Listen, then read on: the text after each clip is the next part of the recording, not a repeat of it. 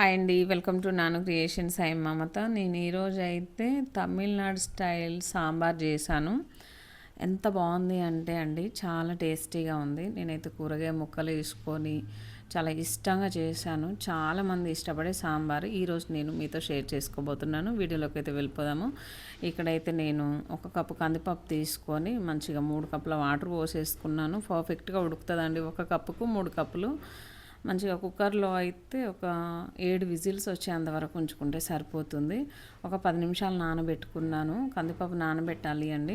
తర్వాత మూత పెట్టేసుకొని మంటని హై ఫ్లేమ్లో పెట్టి 10 నిమిషాలు ఉడికిద్దాం. తర్వాత మంచిగా 7 విజిల్స్ తర్వాత నేనైతే పప్పు తీసి పక్కన పెట్టేశాను. ఇక్కడేమో తాలింపు కొరకు ప్రిపేర్ చేసుకుంటున్నాను. ఫస్టే కూరగాయ ముక్కలు కట్ చేశానండి, పక్కన పెట్టేసుకున్నాను. ఏం కూరగాయలు అనేది నేను వీడియోలో చూపిస్తాను. ఇక్కడైతే కావాల్సినంత ఆయిల్ తీసుకుంటున్నాను. ఆయిల్ బాగా హీట్ అయిన తర్వాత ఇందులో కొంచెం జీలకర్ర, కొంచెం మెంతులు వేసుకుందాము.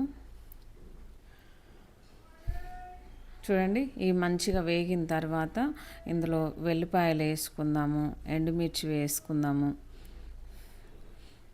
తాలింపు మాడిపోకుండా మంటను మీడియం ఫ్లేమ్కి అడ్జస్ట్ చేసుకోవాలి.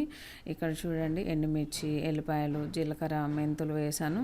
ఇవి మంచిగా వేగిన తర్వాత ఇందులో అయితే ఆనియన్స్ వేస్తున్నాను. తర్వాత కరివేపాకు, పచ్చిమిర్చి ఇవన్నీ వేసేసుకుందామండి. ఇవన్నీ వేసుకుంటేనే సాంబార్ చాలా టేస్టీగా ఉంటుంది. చూసారు కదా, పచ్చిమిర్చి చీలికలు వేసాను ఇందులో. ఇదంతా బాగా మిక్స్ చేసేసుకుందాము. ఇలా మాడిపోకుండా మంచిగా మిక్స్ చేసుకున్న తర్వాత ఇంకా వేయాల్సిన ఇంగ్రీడియంట్స్ అన్నీ వేసేద్దాము. మంటను లో ఫ్లేమ్కి అడ్జస్ట్ చేశాను. కొంచెం కరివేపాకు వేసానండి. కరివేపాకు వేసుకొని మంచిగా ఈ విధంగా కలిపేసుకుందాము. ఇలా కలుపుకున్న తర్వాత ఇందులో అయితే క్యారెట్ ముక్కలు వేస్తున్నాను. ఇంకా సాంబార్ అంటే మన ఇష్టం అండి.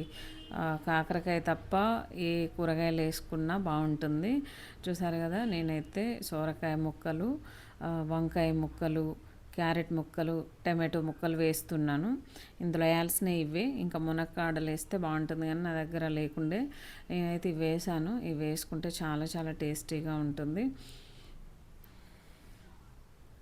ఇంత పెద్దగా ఉండాలండి ముక్కలు, లేదంటే మనం బాగా బాగా బాయిల్ చేస్తూ ఉంటాం కదా సాంబారు, ఆ టైంలో మనకు ముక్కలు అనేది విరిగిపోకుండా పెద్దగా ఉంటే ఎంతసేపు కాగబెట్టినా సరే ముక్కలు అనేది విరిగిపోకుండా బాగుంటుంది.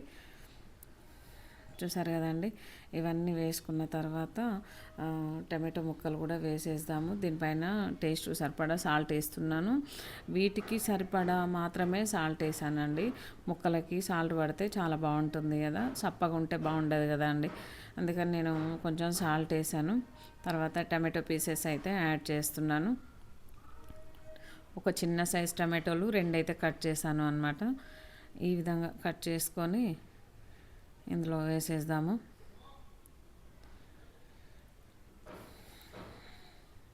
కొంచెం పసుపు వేస్తున్నానండి. పసుపు వేసుకొని మంచిగా కలిపేసుకుందాము. ఇందులో అల్లం వెల్లుల్లి పేస్ట్ వేయకుండా అవసరం లేదు. ఎల్లిపాయలు దంచుకొని వేసుకున్నాం కదా, అల్లం వెల్లుల్లి పేస్ట్ వేయాల్సిన పని లేదండి. తర్వాత మూత పెట్టేసుకొని లో ఫ్లేమ్లో ఒక 10 నిమిషాలు ఉడికించుకుందాము, ముక్కలు మెత్తబడేలాగా. 10 నిమిషాల తర్వాత మనమైతే మూత తీసుకుందాము. ముక్కలు మాడిపోకుండా ఉండాలంటే లో ఫ్లేమ్లోనే ఉడికించుకోవాలి. చూడండి, ఈ విధంగానైతే మనకి ముక్కలు మంచిగా ఉడికినాయి. ఈ విధంగా ఒకసారి బాగా కలిపేసుకుందాము.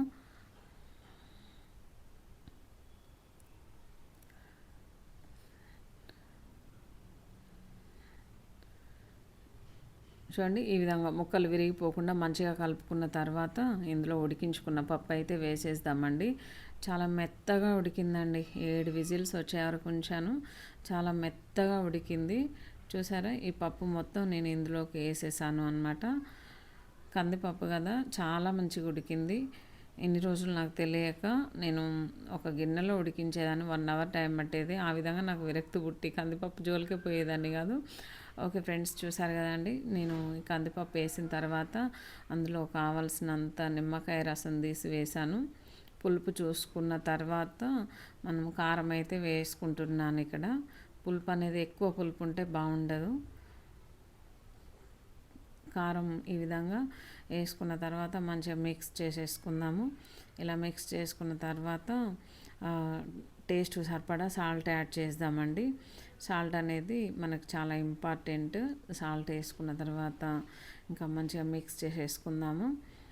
మంటను మీడియం ఫ్లేమ్లో పెట్టేసుకొని ఒక 10 నిమిషాలు అయితే మంచిగా కాగబెట్టుకోవాలి. సాంబారు ముక్కలు ఉడకాలి కదా, పర్ఫెక్ట్గా ఉడుకుతుంది. చూసారు కదా అండి, కొంచెం ముక్కలు అయితే మనకి ఉడికినట్లు కనిపిస్తున్నాయి.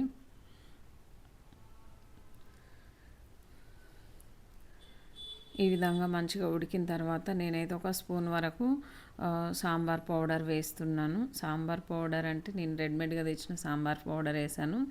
చాలా చాలా బాగుంటుందండి. అసలు ఇది ఉడికిస్తుంటేనే మంచి స్మెల్ కడుపు నిండిపోతుంది. అంత మంచి ఫ్లేవర్ వస్తుందండి.